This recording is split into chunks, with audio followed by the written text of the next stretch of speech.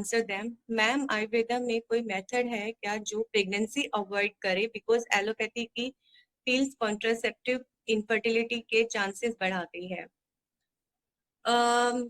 Sorry ma'am, actual में मैं ऐसा कुछ आयुर्वेदा कॉन्ट्रासेप्टिव की प्रैक्टिस के बारे में मुझे नहीं पता है, इसमें मेरा इन्वॉल्वमेंट नहीं है। बट जहां तक मेरा एक्सपीरियंस है तो आयुर्वेदा में पर्टिकुलर ऐसी कोई मेडिसिन नहीं है। हाँ, हम बोलते हैं कि गाजर का बीज पेशेंट को लेना चाहिए अगर वो हमारे शास्त्रों में लिखा है कि एक नेचुरल कॉन्ट्रासेप्टिव के उस पे काम करता है। अगर वो ये लेगा तो पेशेंट कंसीव नहीं करता है। बट एज सच कोई कॉन्ट्रासेप्टिव, कोई पेटेंट मेडिसिन नहीं है कि ये कॉन्ट्रा एज ए कॉन्ट्रासेप्टिव काम करेगी। मैम, अदरक सवरस का आर्थोवेस्टोतस पर क्या प्रभाव है?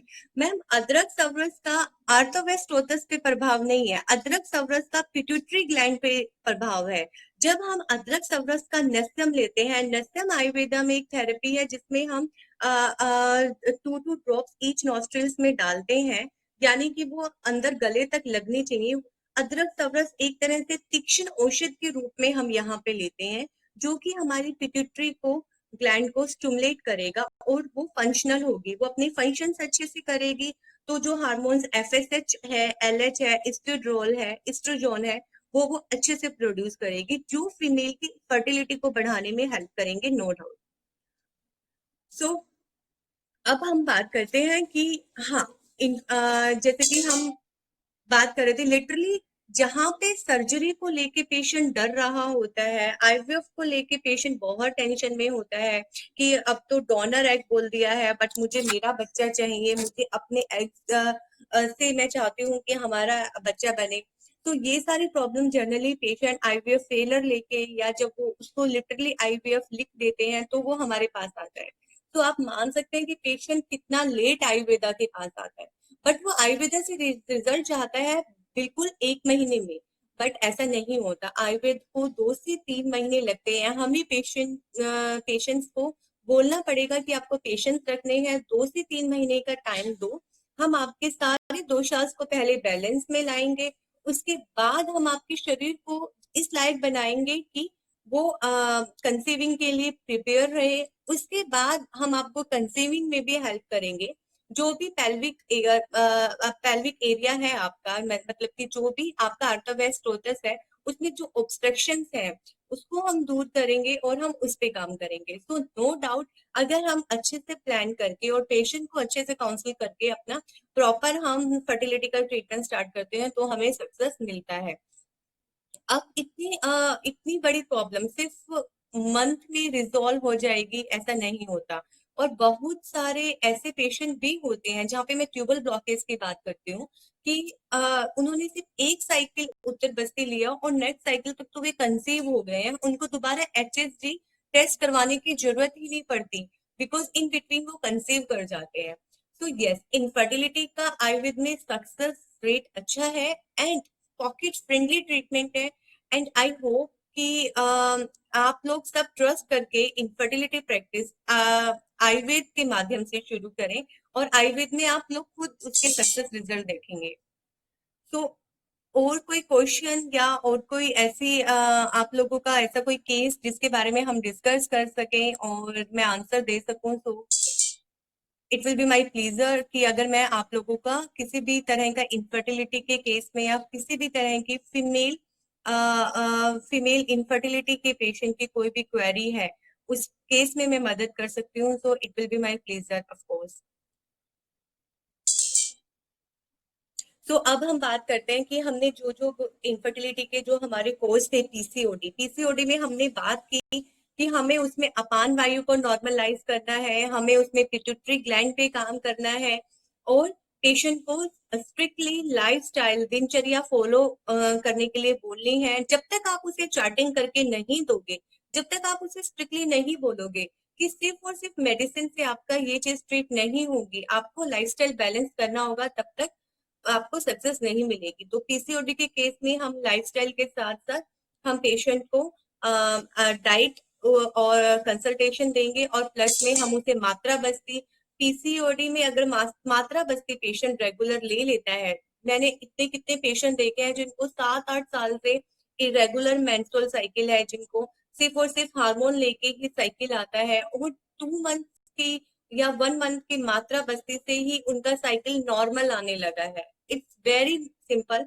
ये चीजें बहुत सिंपल तरीके से करनी है। बाकी जो ओवरीज के अंदर सिस्ट है, उनका साइज कम होता है, वे रिजॉल्व होती है विद द हेल्प ऑफ लेखनीय ड्रग्स।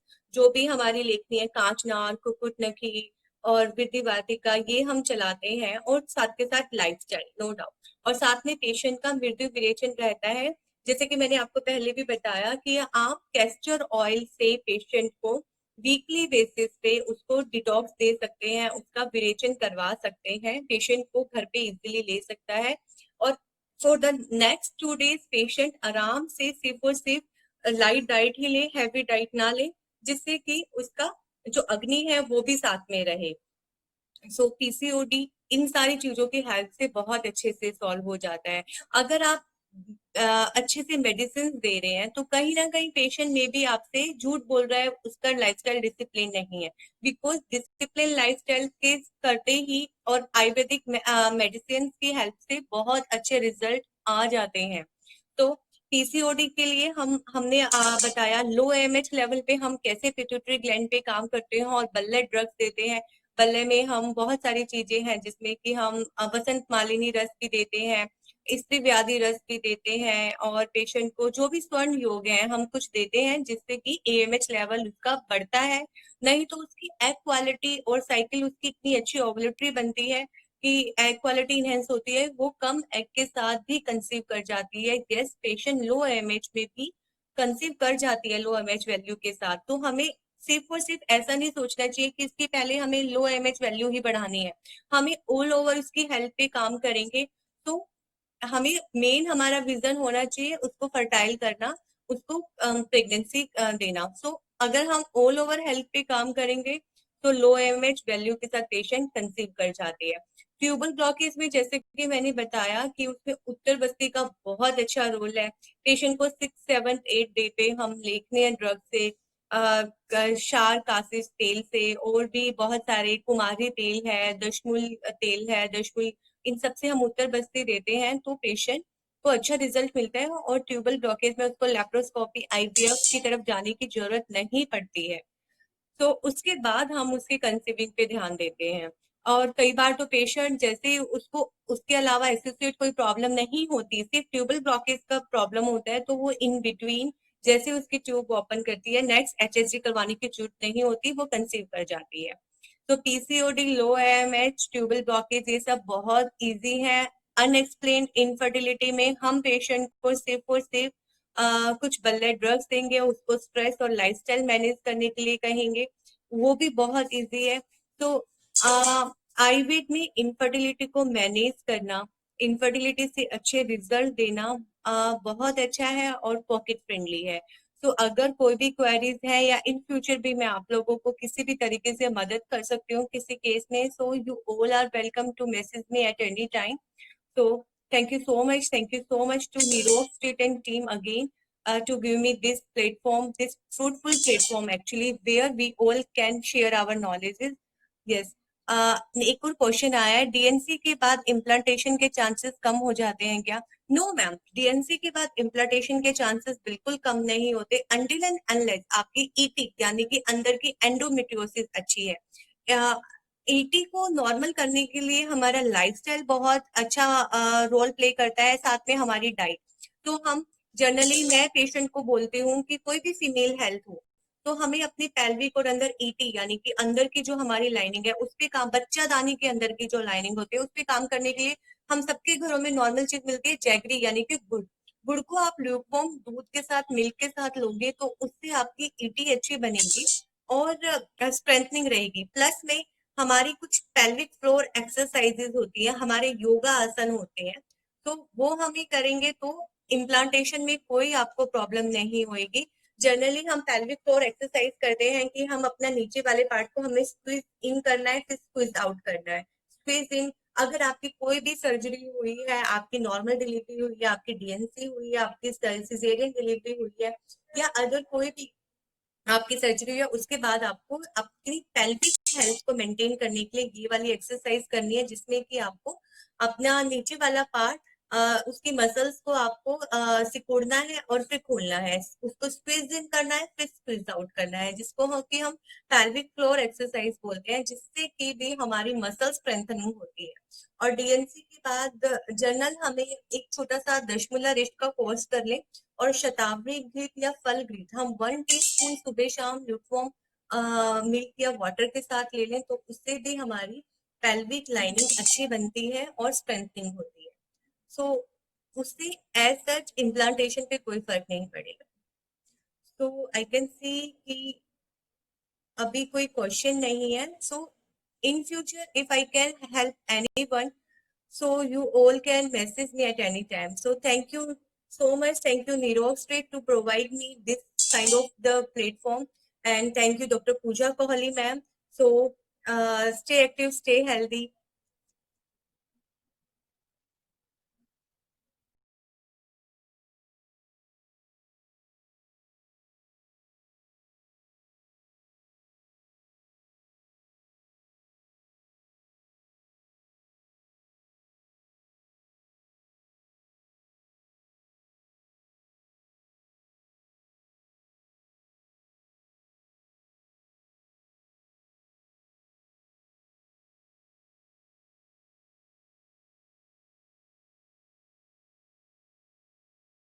को अच्छे से, एफएसएच जो है वो एग को बनाने के लिए एग को स्टिमुलेट करता है, उस पे उसने काम किया, नॉर्मलाइज किया, और वो जो साइकिल उसकी एनओवलेटरी थी उसको ओवलेटरी साइकिल में उसने उसको कन्वर्ट किया, और नो डाउट कि उसकी एग क्वालिटी इनहेंस हुई। सो आयुर्वेद में इन सब चीजों में बहुत अच्छे रोल है, बहुत अच्छे रिजल्ट है। सो अब बात आती है कि ट्यूबल ब्लॉकेज में पेशेंट क्या क्या, जनरली मेरा जो मैंने सक्सेस रेट सबसे ज्यादा देखा है जब हम इनफर्टिलिटी को ट्रीट करते हैं तो ट्यूबल ब्लॉकेज में है। ट्यूबल ब्लॉकेज में हम कौन कौन से लेखनीय ड्रग्स चला सकते हैं? ट्यूबल ब्लॉकेज में हम कुकुट नकी, कांचना, वृद्धि वाटिका, ये सब चला के जो हम उत्तर बस्ती है वो शार कासिस तेल यानी कि लेखनीय और द्रव्यों से हम अगर और तेल से हम उसे देंगे पीरियड्स के 6-7 डे, तो बिलीव मी एक साइकिल की उत्तर बस्ती के बाद भी ट्यूबल ब्लॉकेज ओपन हो सकता है। अब आप बात करते हैं अनएक्सप्लेन्ड इनफर्टिलिटी। अनएक्सप्लेन्ड इनफर्टिलिटी में क्या है कि जनरली पेशेंट का हमें ये नहीं, उसकी सारी रिपोर्ट्स नॉर्मल होती है, सब कुछ नॉर्मल होता है, उससे कोई ट्यूबल ब्लॉकेज नहीं होती, उसका साइकिल रेगुलर आता है, मेंस्ट्रुअल साइकिल बिल्कुल नॉर्मल होता है। तो उसमें हमें क्या करना है? उसमें हमें पेशेंट के स्ट्रेस लेवल पे काम करना है। ऐसी केस में हम पेशेंट को फल घृत सुबह शाम देंगे, लूक वार्म मिल्क के साथ। उसे खाने में हम जैगरी यानी कि गुड़ हम उसको देंगे, और कुछ जैसे कि मैंने आपको बताया बल्ले जो भी औषध है हमारी, हम वो चलाएंगे, रसायन चलाएंगे, जिसमें हम स्वर्ण भस्म, स्वर्ण मार्कशीट डाल सकते हैं, वंग भस्म डाल सकते हैं, परवाल पित्त अगर इन्वॉल्वमेंट है तो शंख भस्म डाल सकते हैं। रेगुलर पेशेंट को मृत्यु विरेचन हम देंगे, लाइक एविपैथिक का चूरन से भी दे सकते हैं। और इन सब चीजों से हम देके पेशेंट को फल घृत की, अगर पेशेंट मैरिड है तो उसे हम फल घृत की उत्तर बस्ती मतलब 6-7-8 डे पे देंगे। सो नो डाउट कि ये सब, और उसको स्ट्रेस, स्ट्रेस बहुत बड़ा रीजन होता है, पेशेंट को हम स्ट्रेस के लिए काउंसिल करेंगे। जनरली क्या रहता है कि जो पेशेंट एमएनसी वर्किंग है या कुछ भी उनके ऊपर लोड है वर्क का, तो वे जैसे ही अपनी जॉब से कुछ टाइम के लिए फ्री होते हैं या अपना जॉब छोड़ते हैं, उसके 2-3 महीने बाद वे कंसीव कर जाते हैं। तो उसमें पता चलता है कि उनकी इनफर्टिलिटी के केस में स्ट्रेस का इन्वॉल्वमेंट सबसे ज्यादा था। तो हम पेशेंट को स्ट्रेस को छोड़ने के लिए बोलेंगे, और नॉर्मल नॉर्मल ये सब चीजें हम उन्हें सजेस्ट करेंगे। और उसके साथ साथ मैंने जैसे कि पहले ही भी बताया कि जीवन शैली, जीवन शैली में कुछ बहुत सारे योगा हमारे आयुर्वेद में बहुत ज्यादा इंपॉर्टेंट है। मैं अपने हर इनफर्टिलिटी पेशेंट को सूर्य नमस्कार जरूर एडवाइस करती हूँ, बिकॉज वो पेल्विक स्ट्रेंथनिंग के साथ साथ बाकी ऑल ओवर भी स्ट्रेंथनिंग देते हैं, कि आगे पेशेंट जब कंसीव करेगा तो उसकी एब्डोमिनल मसल्स, एब्डोमिनल वॉल भी उसकी स्ट्रेंथनिंग रहेंगी, तो उसे आगे भी प्रॉब्लम नहीं आएगी अपनी पूरी प्रेगनेंसी कैरी करने में। तो अभी कुछ क्वेश्चंस आए हुए हैं, I would like to answer them. Ma'am Ayurveda में कोई मेथड है क्या जो प्रेगनेंसी अवॉइड करे, बिकॉज एलोपैथी की पिल्स कॉन्ट्रासेप्टिव इनफर्टिलिटी के चांसेस बढ़ाती है।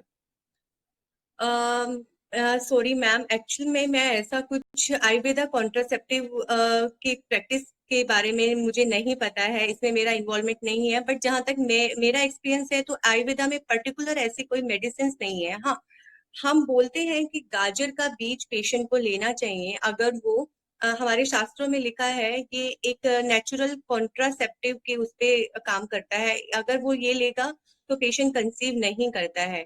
बट एज सच कोई कॉन्ट्रासेप्टिव, कोई पेटेंट मेडिसिन नहीं है कि ये कॉन्ट्रा एज ए कॉन्ट्रासेप्टिव काम करेगी। मैम, अदरक सवरस का आर्थोवेस्टोतस पर क्या प्रभाव है? मैम, अदरक सवरस का आर्थोवेस्टोतस पे प्रभाव नहीं है, अदरक सवरस का पिट्यूटरी ग्लैंड पे प्रभाव है।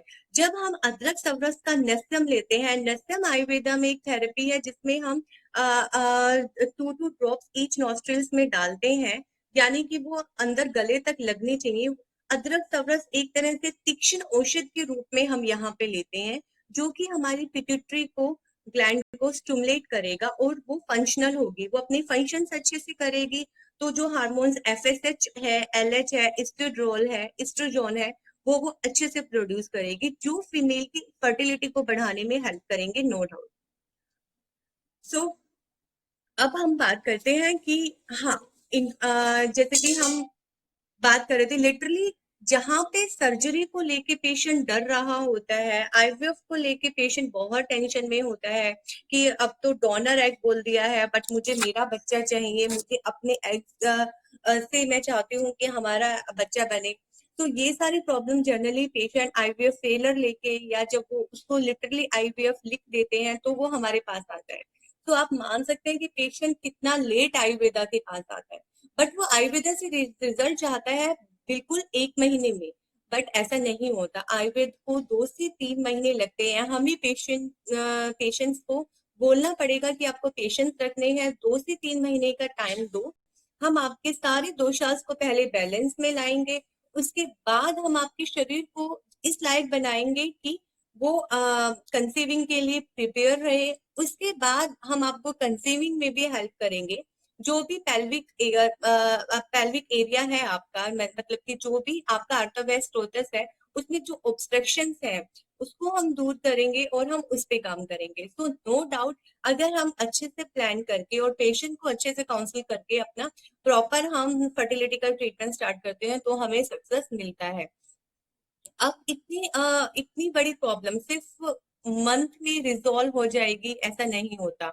और बहुत सारे ऐसे पेशेंट भी होते हैं जहाँ पे मैं ट्यूबल ब्लॉकेज की बात करती हूँ कि उन्होंने सिर्फ एक साइकिल उत्तर बस्ती लिया और नेक्स्ट साइकिल तक तो वे कंसीव हो गए हैं, उनको दोबारा एचएसजी टेस्ट करवाने की जरूरत ही नहीं पड़ती, बिकॉज इन बिटवीन वो कंसीव कर जाते हैं। तो यस, इनफर्टिलिटी का आयुर्वेद में सक्सेस रेट अच्छा है एंड पॉकेट फ्रेंडली ट्रीटमेंट है। एंड आई होप कि आप लोग सब ट्रस्ट करके इनफर्टिलिटी प्रैक्टिस आयुर्वेद के माध्यम से शुरू करें, और आयुर्वेद में आप लोग खुद उसके सक्सेस रिजल्ट देखेंगे।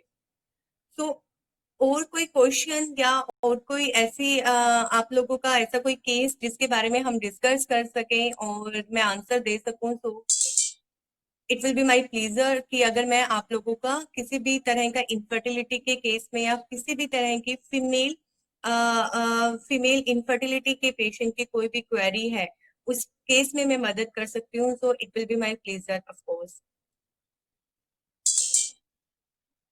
तो अब हम बात करते हैं कि हमने जो जो इनफर्टिलिटी के जो हमारे कोर्स थे, पीसीओडी, पीसीओडी में हमने बात की कि हमें उसमें अपान वायु को नॉर्मलाइज करना है, हमें उसमें पिट्यूटरी ग्लैंड पे काम करना है, और पेशेंट को स्ट्रिक्टली लाइफस्टाइल दिनचर्या फॉलो करने के लिए बोलनी है। जब तक आप उसे चार्टिंग करके नहीं दोगे, जब तक आप उसे स्ट्रिक्टली नहीं बोलोगे कि सिर्फ और सिर्फ मेडिसिन से आपका ये चीज ट्रीट नहीं होगी, आपको लाइफस्टाइल बैलेंस करना होगा, तब तक आपको सक्सेस नहीं मिलेगी। तो पीसीओडी के केस में हम लाइफस्टाइल के साथ साथ हम पेशेंट को डाइट और कंसल्टेशन देंगे, और प्लस में हम उसे मात्रा बस्ती, पीसीओडी में अगर मात्रा बस्ती पेशेंट रेगुलर ले लेता है, मैंने इतने कितने पेशेंट देखे हैं जिनको 7 8 साल से इरेगुलर मेंस्ट्रुअल साइकिल है, जिनको सिर्फ और सिर्फ हार्मोन लेके ही साइकिल आता है, और 2 मंथ की या 1 मंथ की मात्रा बस्ती से ही उनका साइकिल नॉर्मल आने लगा है। It's very simple.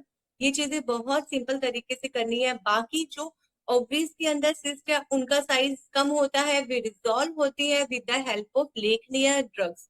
जो भी हमारी लेखनी है, कांचनार, कुकुटनखी और वृद्धि वाटिका, ये हम चलाते हैं, और साथ के साथ लाइफस्टाइल, नो डाउट। और साथ में पेशेंट का मृत्यु विरेचन रहता है। जैसे कि मैंने आपको पहले भी बताया कि आप कैस्टर ऑयल से पेशेंट को वीकली बेसिस पे उसको डिटॉक्स दे सकते हैं, उसका विरेचन करवा सकते हैं, पेशेंट को घर पे इजीली ले सकता है। और for the next 2 days patient आराम से सिर्फ और सिर्फ लाइट डाइट ही ले, हैवी डाइट ना ले, जिससे कि उसका जो अग्नि है वो भी साथ में रहे। सो पीसीओडी इन सारी चीजों की हेल्प से बहुत अच्छे से सॉल्व हो जाता है। अगर आप अच्छे से मेडिसिन दे रहे हैं तो कहीं ना कहीं पेशेंट में भी आपसे झूठ बोल रहा है, उसका लाइफस्टाइल डिसिप्लिन नहीं है।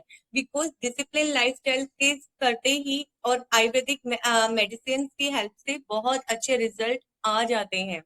तो पीसीओडी के लिए हमने बताया लो एमएच लेवल पे हम कैसे पिट्यूटरी ग्लैंड पे काम करते हैं और बल्ले ड्रग्स देते हैं।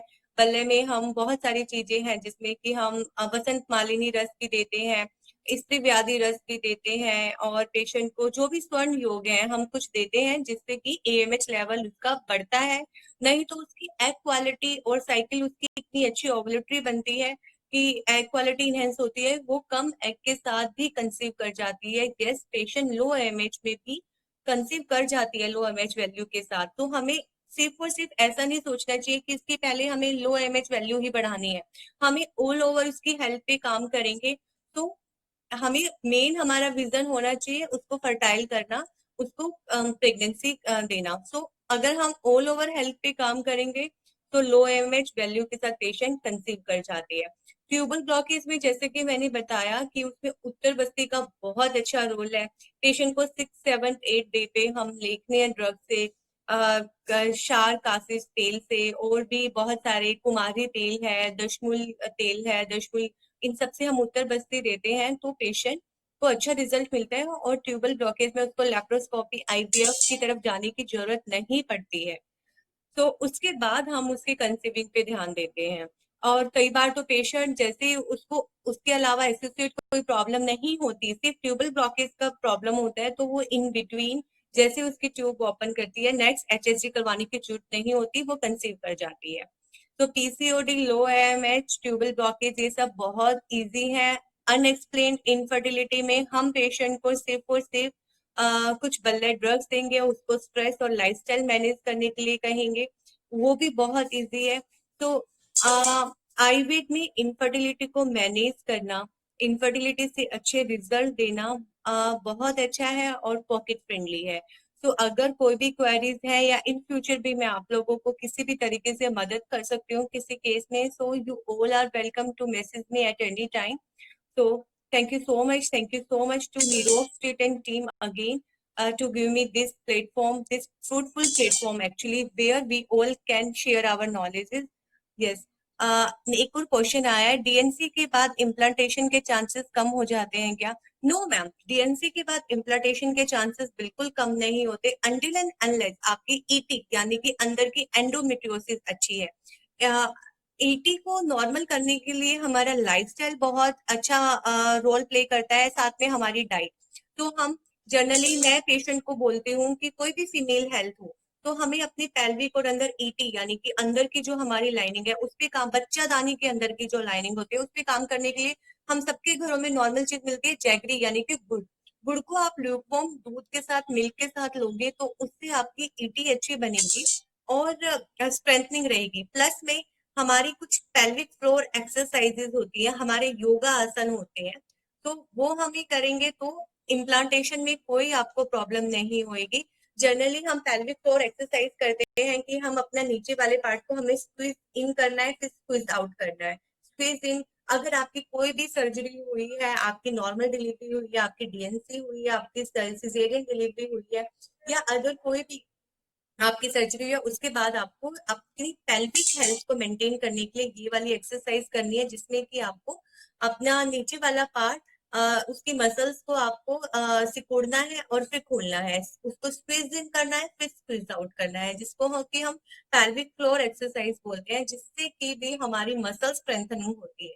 और डीएनसी के बाद जनरल हमें एक छोटा सा दशमूला रिस्ट का कोर्स कर ले, और शतावरी घृत या फल घृत हम 1 टीस्पून सुबह शाम लुकवार्म मिल्क या वाटर के साथ ले लें, तो उससे भी हमारी पेल्विक लाइनिंग अच्छी बनती है और स्ट्रेंथनिंग होती है। सो उससे एज सच इम्प्लांटेशन पे कोई फर्क नहीं पड़ेगा। सो आई कैन सी कि अभी कोई क्वेश्चन नहीं है। So in future if I can help anyone, so you all can message me at any time. So thank you so much. Thank you Nirox Street to provide me this kind of the platform, and thank you Dr. Pooja Kohli ma'am. So stay active, stay healthy.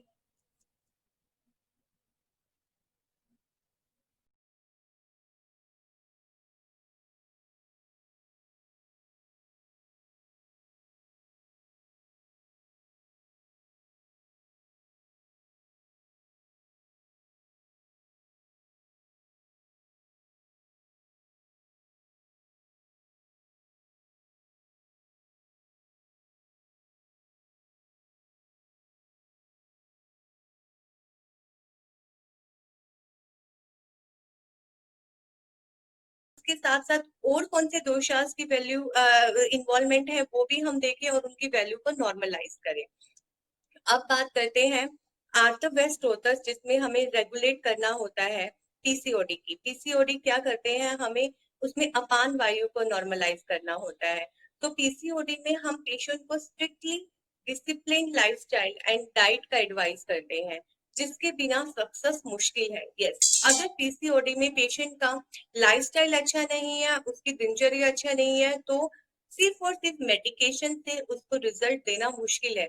तो patient को पहले दिन ही हमें strictly बोलना पड़ता है कि आपको अपना जीवन शैली, अपनी दिनचर्या इस तरीके से फॉलो करनी है। हमें उससे चार्ट बना के देना पड़ता है, चार्टिंग बना के देनी पड़ती है।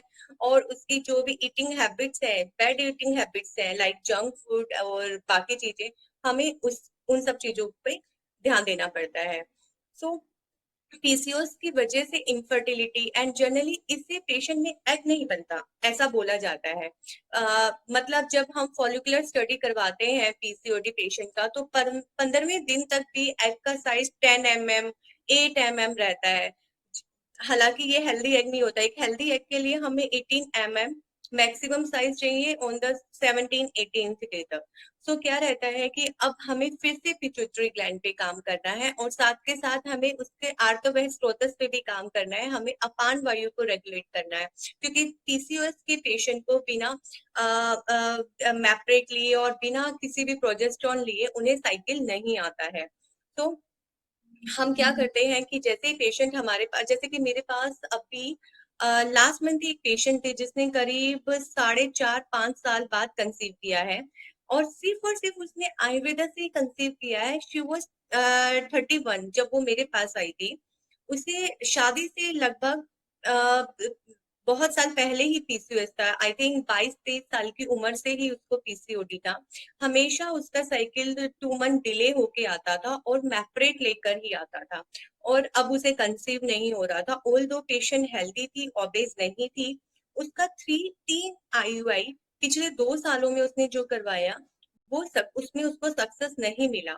जब वो हमारे पास आई, हमने उसका वमन कर्म करवाया, उसके साथ साथ उसको आयुर्वेदिक योग एक मेडिसिन मैंने दी, जिसमें शतावरी चूरन, वंग भस्म, शिलाजीत, स्वर्ण भस्म, परवाल भस्म और ये सब दिया गया, जो हमने सुबह शाम आधा आधा चम्मच, सुबह दोपहर शाम आधा आधा चम्मच पेशेंट को दिया।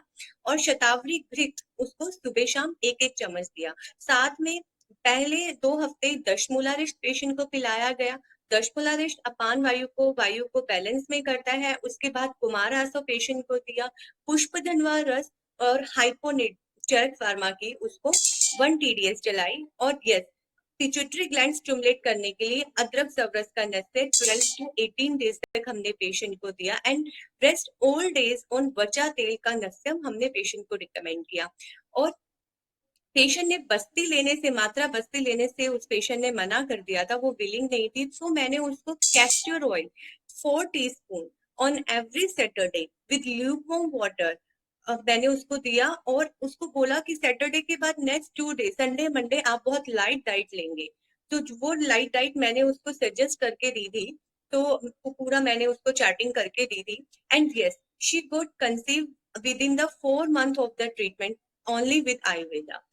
तो इस केस में नस्यम का रोल मुझे सबसे अच्छा लगा, बिकॉज और सबसे इम्पोर्टेंट लगा क्योंकि इसने पिट्यूटरी को स्टिमुलेट किया। इसने एफएसएच को अच्छे से, एफएसएच जो है वो एग को बनाने के लिए एग को स्टिमुलेट करता है, उस पर उसने काम किया, नॉर्मलाइज किया। और वो जो साइकिल उसकी एनओवलेटरी थी, उसको ओवलेटरी साइकिल में उसने उसको कन्वर्ट किया। और नो डाउट कि उसकी एग क्वालिटी इनहेंस हुई। सो आयुर्वेद में इन सब चीजों में बहुत अच्छे रोल हैं, बहुत अच्छे रिजल्ट हैं। सो अब बात आती है कि ट्यूबल ब्लॉकेज में पेशेंट क्या क्या, जनरली मेरा जो मैंने सक्सेस रेट सबसे ज्यादा देखा है जब हम इनफर्टिलिटी को ट्रीट करते हैं तो ट्यूबल ब्लॉकेज में है। ट्यूबल ब्लॉकेज में हम कौन कौन से लेखनीय ड्रग्स चला सकते हैं? ट्यूबल ब्लॉकेज में हम कुकुट नकी, कांचना, वृद्धि वाटिका, ये सब चला के जो हम उत्तर बस्ती है वो क्षार कासिस तेल यानी कि लेखनीय और द्रव्यों से हम अगर और तेल से हम उसे देंगे पीरियड्स के 6-7 डे, तो बिलीव मी एक साइकिल की उत्तर बस्ती के बाद भी ट्यूबल ब्लॉकेज ओपन हो सकता है। अब आप बात करते हैं अनएक्सप्लेन्ड इनफर्टिलिटी। अनएक्सप्लेन्ड इनफर्टिलिटी में क्या है कि जनरली पेशेंट का हमें ये नहीं, उसकी सारी रिपोर्ट्स नॉर्मल होती है, सब कुछ नॉर्मल होता है, उससे कोई ट्यूबल ब्लॉकेज नहीं होती, उसका साइकिल रेगुलर आता है, मेंस्ट्रुअल साइकिल बिल्कुल नॉर्मल होता है। तो उसमें हमें क्या करना है? उसमें हमें पेशेंट के स्ट्रेस लेवल पे काम करना है। ऐसी केस में हम पेशेंट को फल घृत सुबह शाम देंगे, लूक वार्म मिल्क के साथ। उसे खाने में हम जैगरी यानी कि गुड़ हम उसको देंगे। और कुछ जैसे कि मैंने आपको बताया बल्ले जो भी औषध है हमारी, हम वो चलाएंगे, रसायन चलाएंगे, जिसमें हम स्वर्ण भस्म, स्वर्ण मार्कशीट डाल सकते हैं, वंग भस्म डाल सकते हैं, परवाल पित्त अगर इन्वॉल्वमेंट है तो शंख भस्म डाल सकते हैं।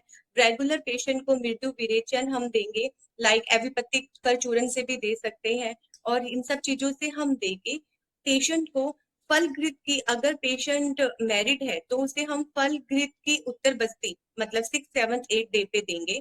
सो नो डाउट कि ये सब, और उसको स्ट्रेस, स्ट्रेस बहुत बड़ा रीजन होता है। पेशेंट को हम स्ट्रेस के लिए काउंसिल करेंगे।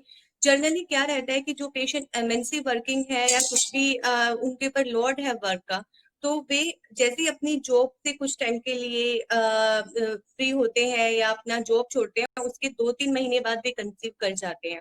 तो उसमें पता चलता है कि उनकी इनफर्टिलिटी के केस में स्ट्रेस का इन्वॉल्वमेंट सबसे ज्यादा था। तो हम पेशेंट को स्ट्रेस को छोड़ने के लिए बोलेंगे और नॉर्मल नॉर्मल ये सब चीजें हम उन्हें सजेस्ट करेंगे।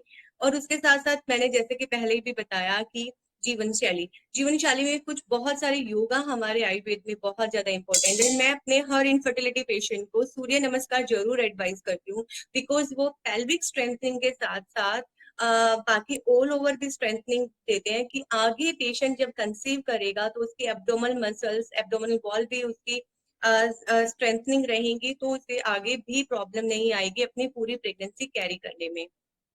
तो अभी कुछ क्वेश्चंस आए हुए हैं, I would like to answer them. Ma'am, Ayurveda में कोई मेथड है क्या जो प्रेगनेंसी अवॉइड करे, बिकॉज एलोपैथी की पिल्स कॉन्ट्रासेप्टिव इनफर्टिलिटी के चांसेस बढ़ाती है?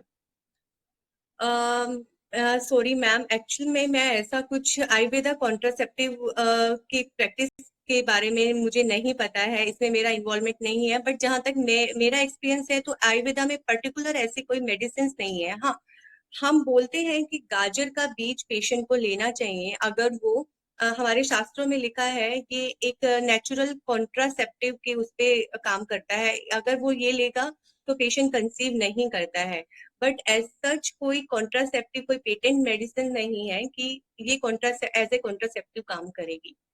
मैम, अदरक सवरस का आर्थोवेस्टोतस पर क्या प्रभाव है? मैम, अदरक सवरस का आर्थोवेस्टोतस पे प्रभाव नहीं है, अदरक सवरस का पिट्यूटरी ग्लैंड पे प्रभाव है।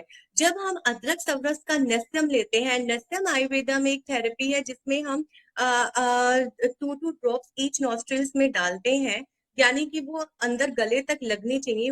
अदरक तवरस एक तरह से तीक्ष्ण औषध के रूप में हम यहाँ पे लेते हैं, जो कि हमारी पिट्यूटरी को, ग्लैंड को स्टिमुलेट करेगा और वो फंक्शनल होगी, वो अपने फंक्शंस अच्छे से करेगी।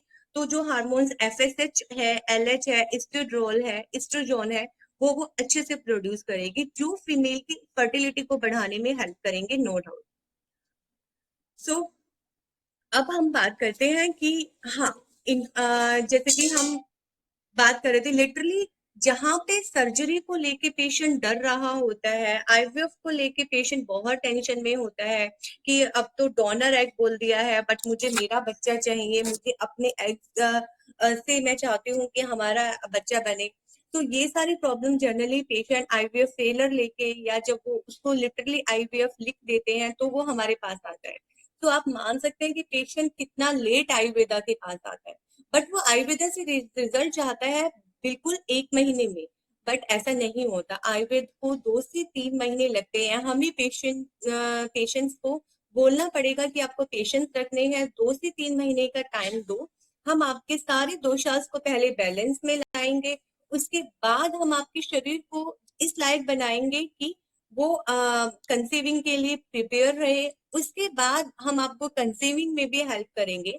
जो भी पेल्विक एरिया है आपका, मतलब कि जो भी आपका आर्टरवेयर स्टोटस है, उसमें जो ऑब्स्ट्रक्शंस है उसको हम दूर करेंगे और हम उस पे काम करेंगे। सो नो डाउट, अगर हम अच्छे से प्लान करके और पेशेंट को अच्छे से काउंसिल करके अपना प्रॉपर हम फर्टिलिटी का ट्रीटमेंट स्टार्ट करते हैं तो हमें सक्सेस मिलता है। अब इतनी बड़ी प्रॉब्लम सिर्फ मंथ में रिजॉल्व हो जाएगी ऐसा नहीं होता। और बहुत सारे ऐसे पेशेंट भी होते हैं जहाँ पे मैं ट्यूबल ब्लॉकेज की बात करती हूँ कि उन्होंने सिर्फ एक साइकिल उत्तर बस्ती लिया और नेक्स्ट साइकिल तक तो वे कंसीव हो गए हैं, उनको दोबारा एचएसजी टेस्ट करवाने की जरूरत ही नहीं पड़ती, बिकॉज इन बिटवीन वो कंसीव कर जाते हैं। तो यस, इनफर्टिलिटी का आयुर्वेद में सक्सेस रेट अच्छा है एंड पॉकेट फ्रेंडली ट्रीटमेंट है। एंड आई होप कि आप लोग सब ट्रस्ट करके इनफर्टिलिटी प्रैक्टिस आयुर्वेद के माध्यम से शुरू करें, और आयुर्वेद में आप लोग खुद उसके सक्सेस रिजल्ट देखेंगे। तो और कोई क्वेश्चन या और कोई ऐसी आप लोगों का ऐसा कोई केस जिसके बारे में हम डिस्कस कर सकें और मैं आंसर दे सकूं, तो it will be my pleaser कि अगर मैं आप लोगों का किसी भी तरह का इनफर्टिलिटी के केस में या किसी भी तरह की फीमेल इनफर्टिलिटी के पेशेंट की कोई भी क्वेरी है, उस केस में मैं मदद कर सकती हूँ, so it will be my pleaser of course.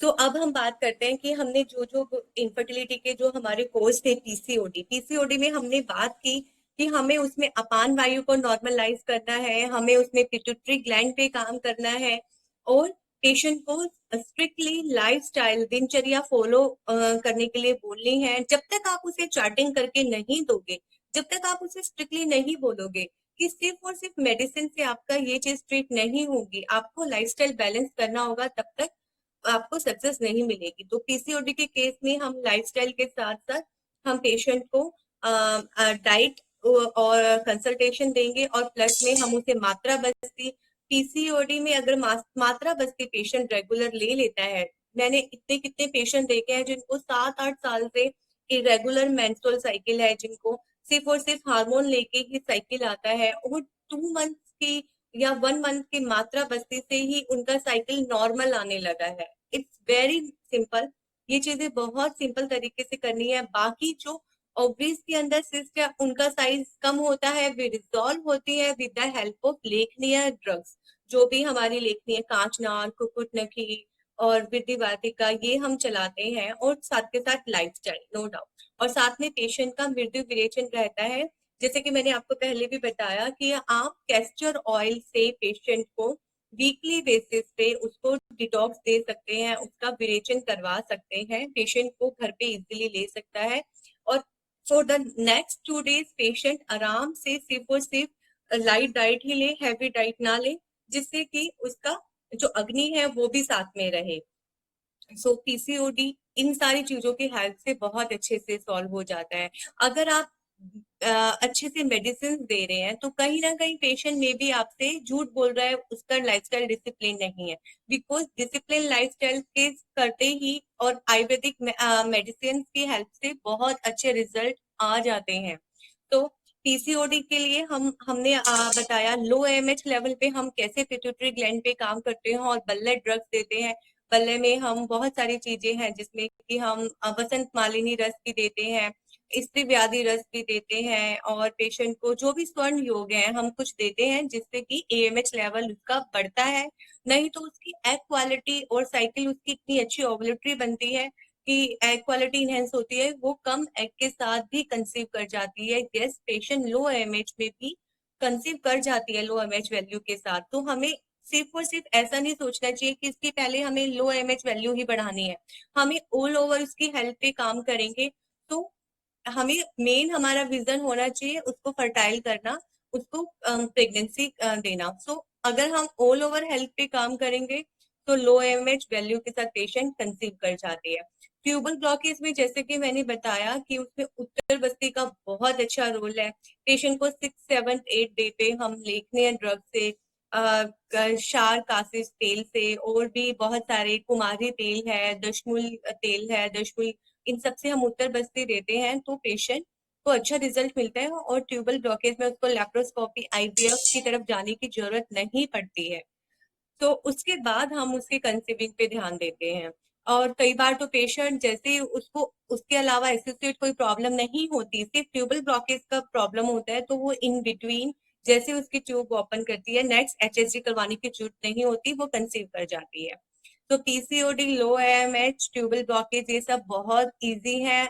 Unexplained infertility में हम पेशेंट को सिर्फ और सिर्फ कुछ बल्ले ड्रग्स देंगे, उसको स्ट्रेस और लाइफस्टाइल मैनेज करने के लिए कहेंगे, वो भी बहुत इजी है। तो आयुर्वेद में इनफर्टिलिटी को मैनेज करना, इनफर्टिलिटी से अच्छे रिजल्ट देना बहुत अच्छा है और पॉकेट फ्रेंडली है। तो अगर कोई भी क्वेरीज है या इन फ्यूचर भी मैं आप लोगों को किसी भी तरीके से मदद कर सकती हूँ किसी केस में, so you all are welcome to message me at any time. So thank you so much. Thank you so much to Nero Street and team again to give me this platform, this fruitful platform actually, where we all can share our knowledges. Yes. एक और question आया है, DNC के बाद implantation के chances कम हो जाते हैं क्या? नो मैम, डीएनसी के बाद इम्प्लांटेशन के चांसेस बिल्कुल कम नहीं होते, अनटिल एंड अनलेस आपकी ईटी यानी कि अंदर की एंडोमेट्रियोसिस अच्छी है। ईटी को नॉर्मल करने के लिए हमारा लाइफस्टाइल बहुत अच्छा रोल प्ले करता है, साथ में हमारी डाइट। तो हम जनरली मैं पेशेंट को बोलती हूँ कि कोई भी फीमेल हेल्थ हो तो हमें अपनी पेल्विक और अंदर ईटी यानी कि अंदर की जो हमारी लाइनिंग है उस पे काम, बच्चादानी के अंदर की जो लाइनिंग होती है उस पे काम करने के लिए हम सबके घरों में नॉर्मल चीज मिलती है, जैगरी यानी कि गुड़। गुड़ को आप ल्यूकवार्म दूध के साथ, मिल्क के साथ लोगे तो उससे आपकी ईटी अच्छी बनेगी और स्ट्रेंथनिंग रहेगी। प्लस में हमारी कुछ पेल्विक फ्लोर एक्सरसाइजेज होती है, हमारे योगा आसन होते हैं, तो वो हम ही करेंगे तो इम्प्लांटेशन में कोई आपको प्रॉब्लम नहीं होगी। जनरली हम पेल्विक फ्लोर एक्सरसाइज करते हैं कि हम अपना नीचे वाले पार्ट को हमें स्क्वीज इन करना है, फिर स्क्वीज आउट करना है। स्क्वीज इन, अगर आपकी कोई भी सर्जरी हुई है, आपकी नॉर्मल डिलीवरी हुई है, आपकी डीएनसी हुई है, आपकी सिजेरियन डिलीवरी हुई है, या अगर कोई भी आपकी सर्जरी है, उसके बाद आपको अपनी पेल्विक हेल्थ को मेंटेन करने के लिए ये वाली एक्सरसाइज करनी है, जिसमें कि आपको अपना नीचे वाला पार्ट, उसकी मसल्स को आपको सिकुड़ना है और फिर खोलना है, उसको स्क्वीज इन करना है, फिर स्क्वीज आउट करना है, जिसको कि हम पेल्विक फ्लोर एक्सरसाइज बोलते हैं, जिससे कि भी हमारी मसल स्ट्रेंथनिंग होती है। और डीएनसी के बाद जनरल हमें एक छोटा सा दशमूला रिस्ट का कोर्स कर ले, और शतावरी घृत या फल घृत हम 1 टीस्पून सुबह शाम ल्यूकवार्म मिल्क या वाटर के साथ ले लें, तो उससे भी हमारी पेल्विक लाइनिंग अच्छी बनती है और स्ट्रेंथनिंग होती है। सो उससे एज सच इम्प्लांटेशन पे कोई फर्क नहीं पड़ेगा। सो आई कैन सी कि अभी कोई क्वेश्चन नहीं है। So in future if I can help any one, so you all can message me at any time. So thank you so much. Thank you Nirov Street to provide me this kind of the platform, and thank you Dr. Pooja Kohli ma'am. So stay active, stay healthy.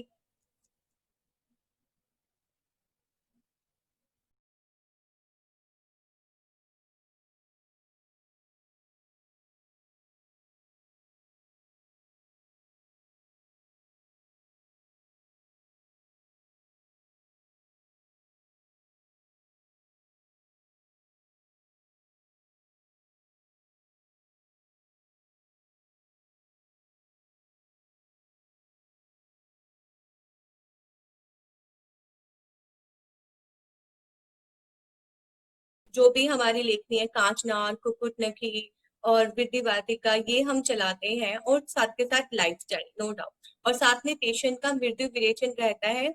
जैसे कि मैंने आपको पहले भी बताया कि आप castor oil से पेशेंट को वीकली बेसिस पे उसको डिटॉक्स दे सकते हैं, उसका विरेचन करवा सकते हैं, पेशेंट को घर पे इजीली ले सकता है।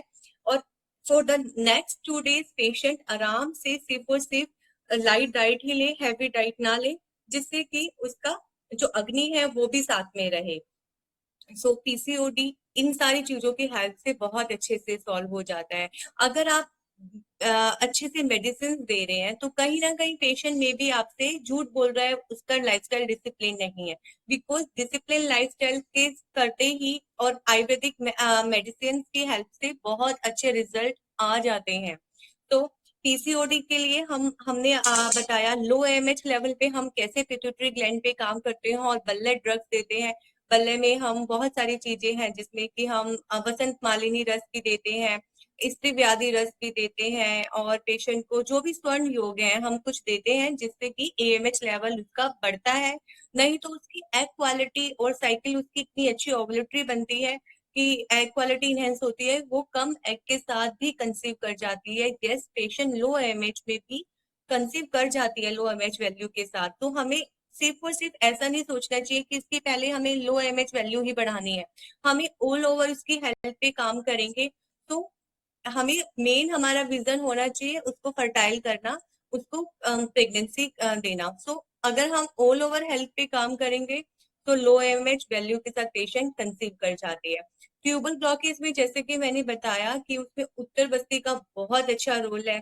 पेशेंट को 6, 7, 8 डे पे हम लेखनीय ड्रग से, क्षार कासिस तेल से, और भी बहुत सारे कुमारी तेल है, दशमूल तेल है, दशमूल, इन सब से हम उत्तर बस्ती देते हैं, तो पेशेंट को अच्छा रिजल्ट मिलता है, और ट्यूबल ब्लॉकेज में उसको लेप्रोस्कोपी आईवीएफ की तरफ जाने की जरूरत नहीं पड़ती है। तो उसके बाद हम उसके कंसीविंग पे ध्यान देते हैं। और कई बार तो पेशेंट जैसे उसको उसके अलावा एसोसिएट कोई प्रॉब्लम नहीं होती, सिर्फ ट्यूबल ब्लॉकेज का प्रॉब्लम होता है, तो वो इन बिटवीन जैसे उसकी ट्यूब ओपन करती है, नेक्स्ट एचएसजी करवाने की जरूरत नहीं होती, वो कंसीव कर जाती है। तो पीसीओडी, लो एएमएच, ट्यूबल ब्लॉकेज, ये सब बहुत इजी है। अनएक्सप्लेन्ड इनफर्टिलिटी में हम पेशेंट को सिर्फ और सिर्फ कुछ बल्ले ड्रग्स देंगे, उसको स्ट्रेस और लाइफस्टाइल मैनेज करने के लिए कहेंगे, वो भी बहुत इजी है। तो आयुर्वेद में इनफर्टिलिटी को मैनेज करना, इनफर्टिलिटी से अच्छे रिजल्ट देना बहुत अच्छा है और पॉकेट फ्रेंडली है। तो अगर कोई भी क्वेरीज है या इन फ्यूचर भी मैं आप लोगों को किसी भी तरीके से मदद कर सकती हूँ किसी केस में, so you all are welcome to message me at any time.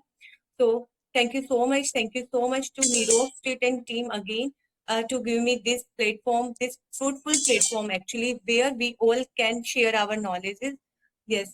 एक और क्वेश्चन आया है, डीएनसी के बाद इम्प्लांटेशन के चांसेस कम हो जाते हैं क्या? नो मैम, डीएनसी के बाद इम्प्लांटेशन के चांसेस बिल्कुल कम नहीं होते, अनटिल एंड अनलेस आपकी ईटी यानी कि अंदर की एंडोमेट्रियोसिस अच्छी है।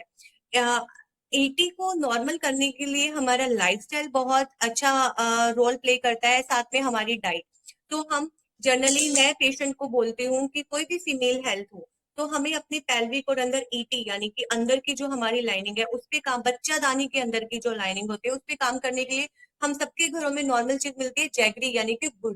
गुड़ को आप ल्यूकवार्म दूध के साथ, मिल्क के साथ लोगे तो उससे आपकी ईटी अच्छी बनेगी और स्ट्रेंथनिंग रहेगी। प्लस में हमारी कुछ पेल्विक फ्लोर एक्सरसाइजेज होती है, हमारे योगा आसन होते हैं, तो वो हमें करेंगे तो इम्प्लांटेशन में कोई आपको प्रॉब्लम नहीं होगी।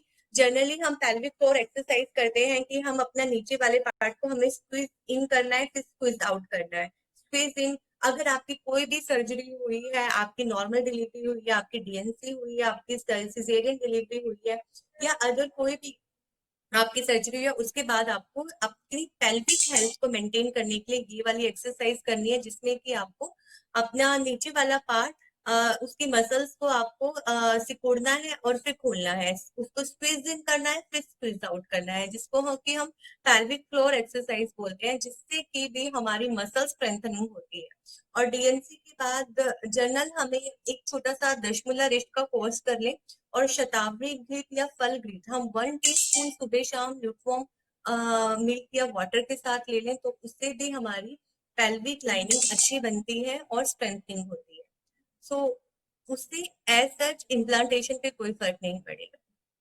सो आई कैन सी कि अभी कोई क्वेश्चन नहीं है। So in future if I can help anyone, so you all can message me at any time. So thank you so much. Thank you Nirox Trade to provide me this kind of the platform, and thank you Dr. Pooja Kohli ma'am. So stay active, stay healthy.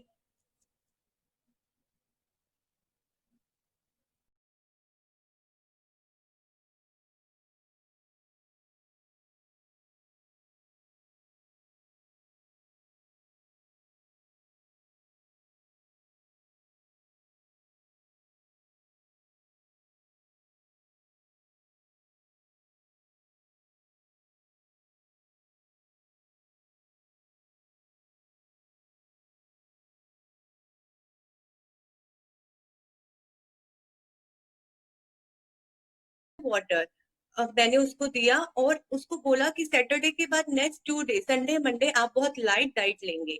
तो वो light diet मैंने उसको suggest करके दी थी।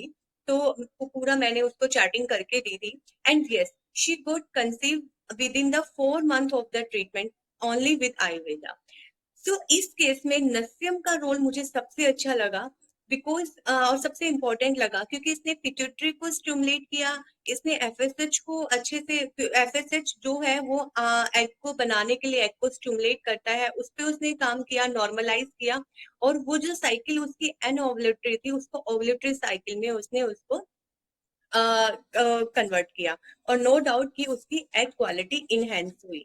सो आयुर्वेद में इन सब चीजों में बहुत अच्छे रोल हैं, बहुत अच्छे रिजल्ट है। सो अब बात आती है कि ट्यूबल ब्लॉकेज में पेशेंट क्या क्या, जनरली मेरा जो मैंने सक्सेस रेट सबसे ज्यादा देखा है जब हम इनफर्टिलिटी को ट्रीट करते हैं तो ट्यूबल ब्लॉकेज में है। ट्यूबल ब्लॉकेज में हम कौन कौन से लेखनीय ड्रग्स चला सकते हैं? ट्यूबल ब्लॉकेज में हम कुकुट नकी, कांचना, वृद्धि वाटिका, ये सब चला के जो हम उत्तर बस्ती है वो क्षार कासिस तेल यानी कि लेखनीय और द्रव्यों से हम अगर और तेल से हम उसे देंगे पीरियड्स के 6-7 डे, तो बिलीव मी एक साइकिल की उत्तर बस्ती के बाद भी ट्यूबल ब्लॉकेज ओपन हो सकता है। अब आप बात करते हैं अनएक्सप्लेन्ड इनफर्टिलिटी। अनएक्सप्लेन्ड इनफर्टिलिटी में क्या है कि जनरली पेशेंट का हमें ये नहीं, उसकी सारी रिपोर्ट्स नॉर्मल होती है, सब कुछ नॉर्मल होता है, उससे कोई ट्यूबल ब्लॉकेज नहीं होती, उसका साइकिल रेगुलर आता है, मेंस्ट्रुअल साइकिल बिल्कुल नॉर्मल होता है।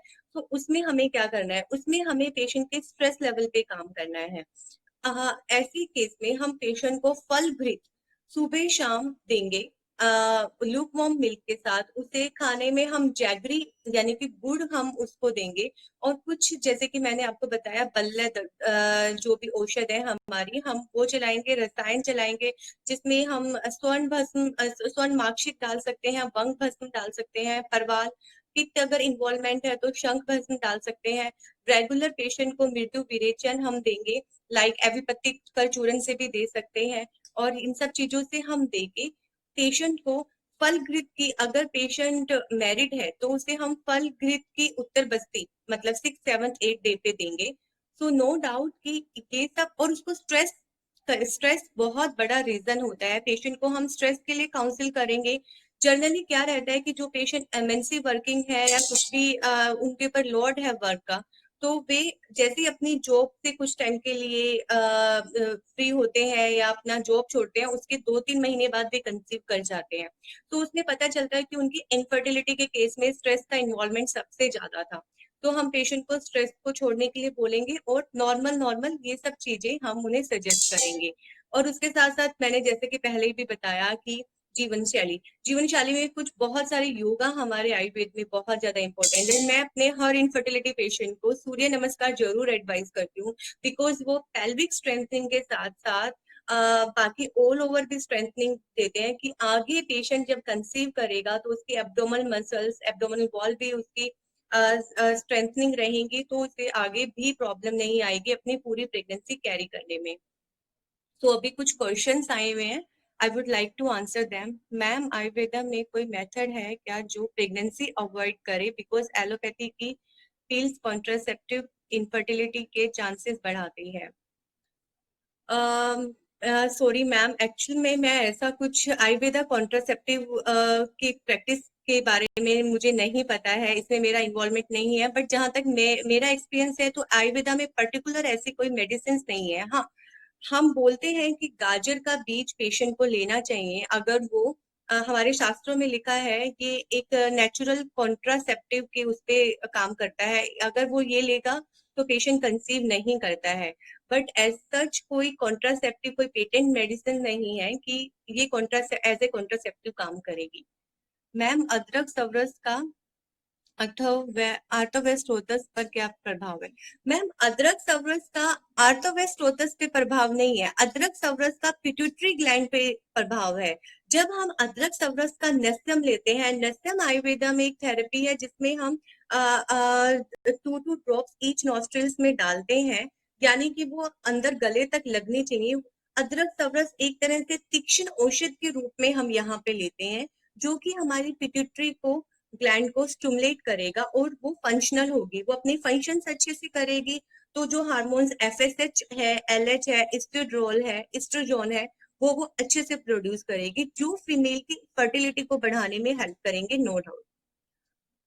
सो अब हम बात करते हैं कि हाँ, जैसे कि हम बात कर रहे थे लिटरली, जहां पे सर्जरी को लेके पेशेंट डर रहा होता है, आईवीएफ को लेके पेशेंट बहुत टेंशन में होता है कि अब तो डोनर एग बोल दिया है, बट मुझे मेरा बच्चा चाहिए, मुझे अपने एग से मैं चाहती हूँ कि हमारा बच्चा बने।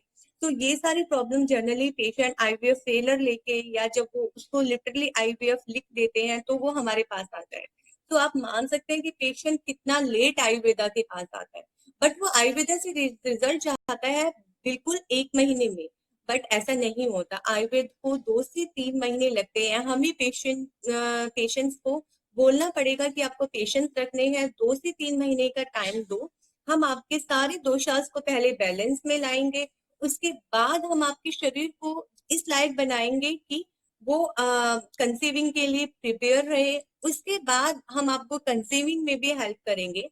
जो भी पेल्विक एरिया है आपका, मतलब कि जो भी आपका आर्थोवेस्टोटस है, उसमें जो ऑब्स्ट्रक्शंस है उसको हम दूर करेंगे और हम उस पे काम करेंगे। सो नो डाउट, अगर हम अच्छे से प्लान करके और पेशेंट को अच्छे से काउंसिल करके अपना प्रॉपर हम फर्टिलिटी का ट्रीटमेंट स्टार्ट करते हैं तो हमें सक्सेस मिलता है। अब इतनी बड़ी प्रॉब्लम सिर्फ मंथ में रिजॉल्व हो जाएगी ऐसा नहीं होता। और बहुत सारे ऐसे पेशेंट भी होते हैं, जहाँ पे मैं ट्यूबल ब्लॉकेज की बात करती हूँ कि उन्होंने सिर्फ एक साइकिल उत्तर बस्ती लिया और नेक्स्ट साइकिल तक तो वे कंसीव हो गए हैं, उनको दोबारा एचएसजी टेस्ट करवाने की जरूरत ही नहीं पड़ती, बिकॉज इन बिटवीन वो कंसीव कर जाते हैं। सो यस, इनफर्टिलिटी का आयुर्वेद में सक्सेस रेट अच्छा है एंड पॉकेट फ्रेंडली ट्रीटमेंट है। एंड आई होप कि आप लोग सब ट्रस्ट करके इनफर्टिलिटी प्रैक्टिस आयुर्वेद के माध्यम से शुरू करें, और आयुर्वेद में आप लोग खुद उसके सक्सेस रिजल्ट देखेंगे। तो और कोई क्वेश्चन या और कोई ऐसी आप लोगों का ऐसा कोई केस जिसके बारे में हम डिस्कस कर सकें और मैं आंसर दे सकूं, तो it will be my pleaser कि अगर मैं आप लोगों का किसी भी तरह का इनफर्टिलिटी के केस में या किसी भी तरह की फीमेल इनफर्टिलिटी के पेशेंट की कोई भी क्वेरी है, उस केस में मैं मदद कर सकती हूँ, so it will be my pleaser of course.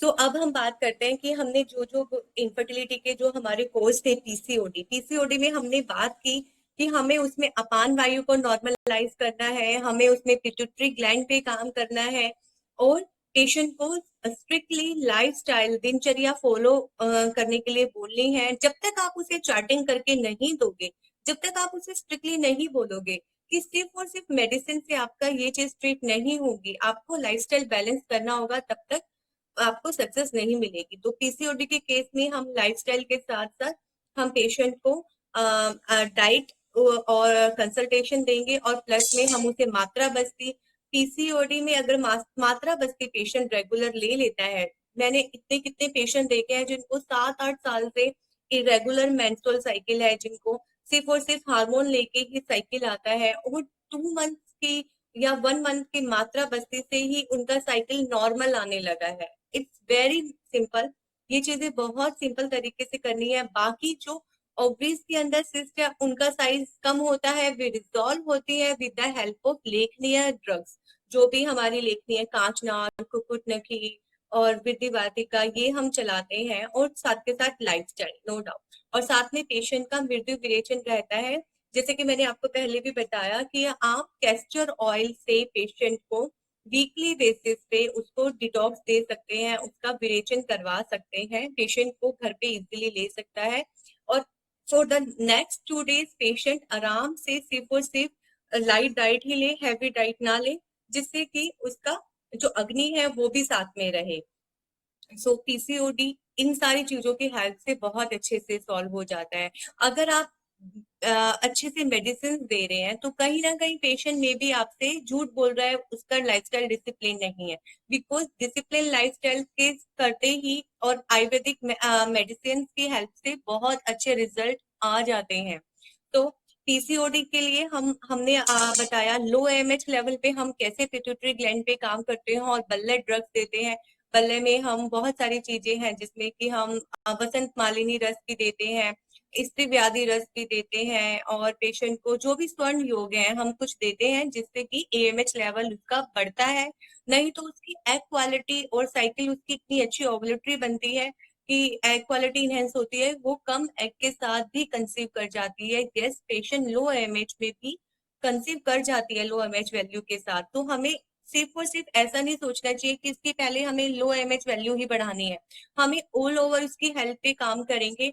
तो हमें मेन हमारा विजन होना चाहिए उसको फर्टाइल करना, उसको प्रेगनेंसी देना। सो अगर हम ऑल ओवर हेल्थ पे काम करेंगे तो लो एमएच वैल्यू के साथ पेशेंट कंसीव कर जाती है। ट्यूबल ब्लॉकेज में जैसे कि मैंने बताया कि उसमें उत्तर बस्ती का बहुत अच्छा रोल है। पेशेंट को 6, 7, 8 डे पे हम लेखनीय ड्रग से क्षार कासिस तेल से, और भी बहुत सारे कुमारी तेल है, दशमूल तेल है, दशमूल, इन सब से हम उत्तर बस्ती देते हैं तो पेशेंट को अच्छा रिजल्ट मिलता है। और ट्यूबल ब्लॉकेज में उसको लेप्रोस्कोपी आईवीएफ की तरफ जाने की जरूरत नहीं पड़ती है। तो उसके बाद हम उसके कंसीविंग पे ध्यान देते हैं। और कई बार तो पेशेंट जैसे उसको उसके अलावा एसोसिएट कोई प्रॉब्लम नहीं होती, सिर्फ ट्यूबल ब्लॉकेज का प्रॉब्लम होता है, तो वो इन बिटवीन जैसे उसकी ट्यूब ओपन करती है, नेक्स्ट एचएसजी करवाने की जरूरत नहीं होती, वो कंसीव कर जाती है। तो पीसीओडी, लो एएमएच, ट्यूबल ब्लॉकेज ये सब बहुत इजी है। अनएक्सप्लेन्ड इनफर्टिलिटी में हम पेशेंट को सिर्फ और सिर्फ कुछ बल्ले ड्रग्स देंगे, उसको स्ट्रेस और लाइफस्टाइल मैनेज करने के लिए कहेंगे, वो भी बहुत इजी है। तो आयुर्वेद में इनफर्टिलिटी को मैनेज करना, इनफर्टिलिटी से अच्छे रिजल्ट देना बहुत अच्छा है और पॉकेट फ्रेंडली है। तो अगर कोई भी क्वेरीज है या इन फ्यूचर भी मैं आप लोगों को किसी भी तरीके से मदद कर सकती हूँ किसी केस में, so you all are welcome to message me at any time. So thank you so much. Thank you so much to Hero Street and team again to give me this platform, this fruitful platform actually, where we all can share our knowledges. Yes. एक और question आया है, DNC के बाद implantation के chances कम हो जाते हैं क्या? नो मैम, डीएनसी के बाद इम्प्लांटेशन के चांसेस बिल्कुल कम नहीं होते अनटिल एंड अनलेस आपकी ईटी यानी कि अंदर की एंडोमेट्रियोसिस अच्छी है। ईटी को नॉर्मल करने के लिए हमारा लाइफस्टाइल बहुत अच्छा रोल प्ले करता है, साथ में हमारी डाइट। तो हम जनरली मैं पेशेंट को बोलती हूँ कि कोई भी फीमेल हेल्थ हो तो हमें अपनी पेल्विक और अंदर ईटी यानी कि अंदर की जो हमारी लाइनिंग है उस पे काम, बच्चा दानी के अंदर की जो लाइनिंग होती है उस पे काम करने के लिए हम सबके घरों में नॉर्मल चीज मिलती है, जैगरी यानी कि गुड़।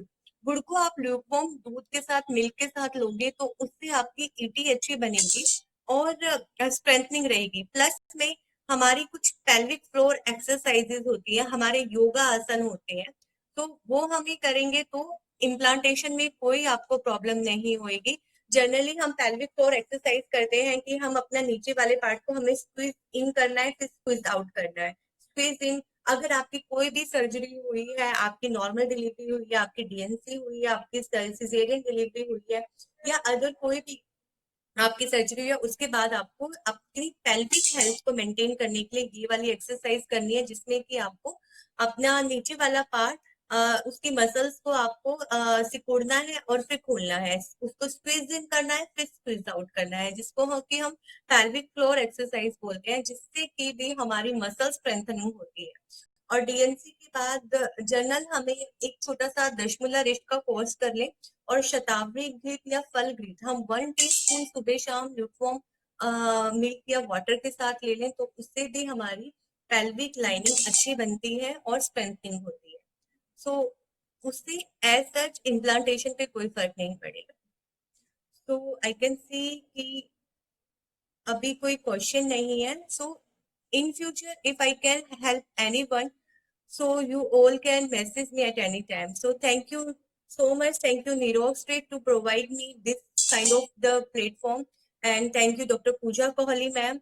So stay active, stay healthy.